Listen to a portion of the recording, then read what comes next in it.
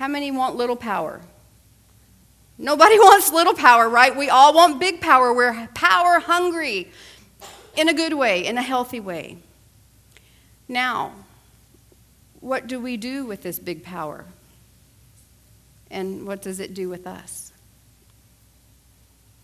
Well, we can do whatever we want to with it because no matter what, it just keeps doing what it does. The only thing it can do, which is produce manifestation. Which brings us to chapter 3.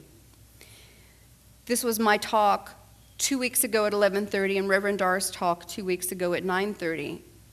And though I'm certain we both covered it brilliantly, a couple of points bear repeating.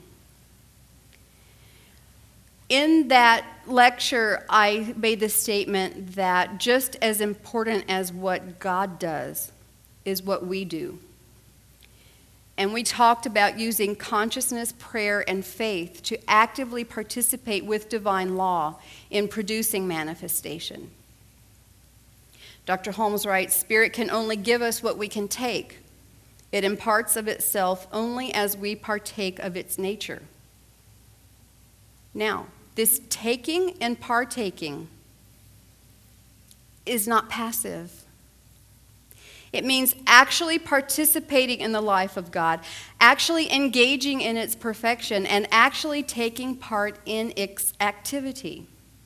Dr. Holmes goes on, we can know God only insofar as we can become God. And he tells us not to take this statement figuratively. Oops, but also he says, don't take it too literally because we can't really become God, but we do share in the divine nature. So it sounds like he's saying, even though we can't actually become God, we should expect to get pretty close because we can be very much like God. And it stands to reason the more we become like God, the more easily it can do what it does by means of us. So to what extent are we willing to be like God? Emma Curtis Hopkins writes, we cannot be like God until we think and speak as God does. What does that mean? Since we can't actually see God or hear it, right? It means that our thought and our word is always in principle, it's always truth-centered, and it always focuses on the good and only the good. And this is how we use it, by our thought and our word of truth. Which brings us to chapter 4. Now, the great minds who contributed to the rise and success and continuation of the New Thought movement were not armchair metaphysicians. We see a lot of that today. But our foremothers and forefathers were serious practitioners of truth. They had to be. They couldn't muck around in theory because people's lives were at stake. Medicine was not then what it is now. And when doctors ran out of answers and there was no more medicine, people sought out the counsel of practitioners of mental science. And those practitioners knew the truth. They knew the truth. And they effected healing for countless people because they believed it. They knew principle and they knew how to use it. In this chapter, Dr. Holmes writes, actually, Emma, all realizations of good externalize in good. All realizations of good externalize in good. So it means that we need to train our realizations. If we want to impact what shows up in our lives, we must train our realizations. When we know the truth, that truth must show up in form. As Holmes states, by our conscious thinking, we give conscious direction to the law of mind which responds to our advance. Okay. So that's a recap of the first 4 Roman numeral chapters of the Science of Mind text. Now let's talk about how we will apply what we've learned so we can bring it on.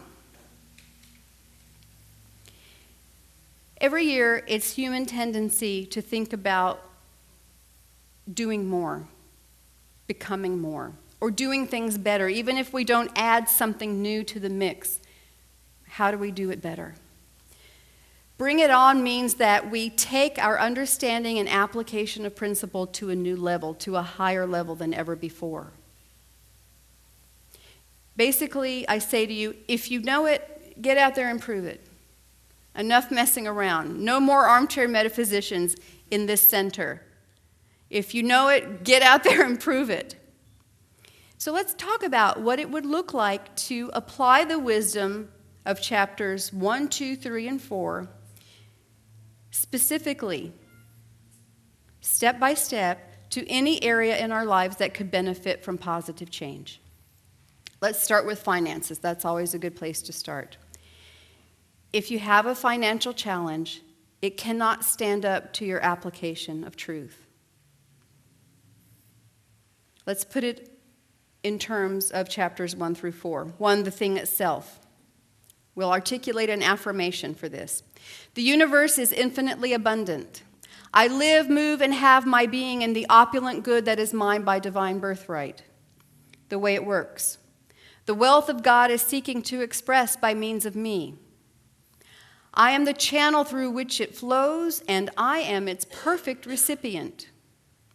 What it does. Creative law now manifests my spiritual inheritance as my present prosperity. How to use it. I believe in good and only good. Hence, my affluence is now established in mind. See how that works? Okay, let's try it on health. If you have a health challenge, it will fade when you shine the light of truth upon it. Spirit is the essence of perfect health. As its beloved creation, I radiate wellness and vitality. Knowing the divine requires an outlet for expression, I allow its full and powerful display of health to demonstrate as my body. The law of mind shows forth as divine health in my physical self, right here and right now.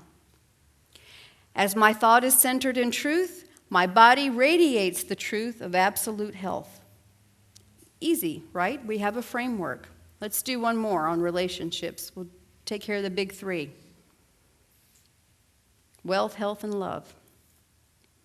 If you have a relationship challenge, it will crumble before your affirmations that love is all there is.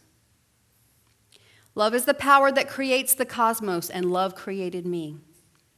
Divine love must of necessity outpicture in form. I rejoice as I recognize love taking form as my life. Law makes the way possible because love points the way. Love ruling through law is now evident in all my relationships. I believe in giving love, and I believe in receiving love. And this belief now materializes as love in action in my world. So I'd like to inspire you to go home, pick up your textbook, look at your life, and actually apply chapters 1 through 4 to any area that would benefit from positive change. See, negative conditions only persist as long as someone is there to experience them. How many of you read that in the textbook? Yeah.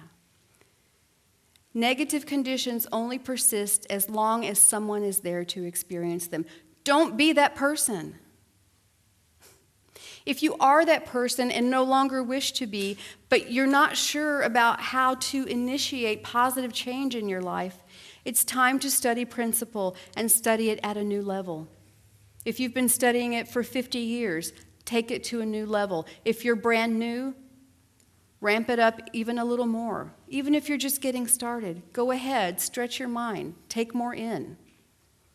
See, there's a whole world out there waiting for us to make our mark on it in a greater way than we've ever done before. And this doesn't mean we have to drop what we're doing until we personally discover a cure for cancer or life on Mars, for that matter.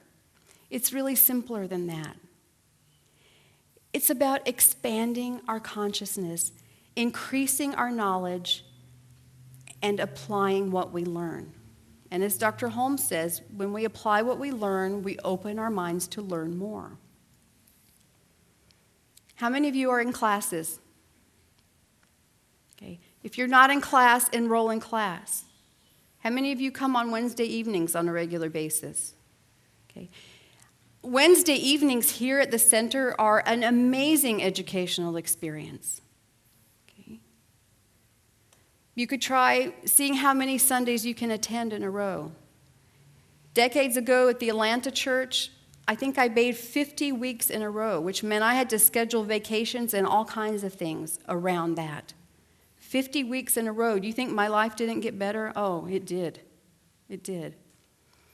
And bring your friends and family. That is the best way and the easiest way for each of us to make the world a better place.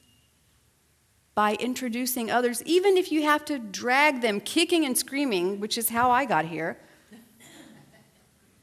we make the world a better place because there's also a whole world out there that's buying into the appearance of war, disease, economic hardship, and all the other effects that are engendered by a belief in lack and limitation.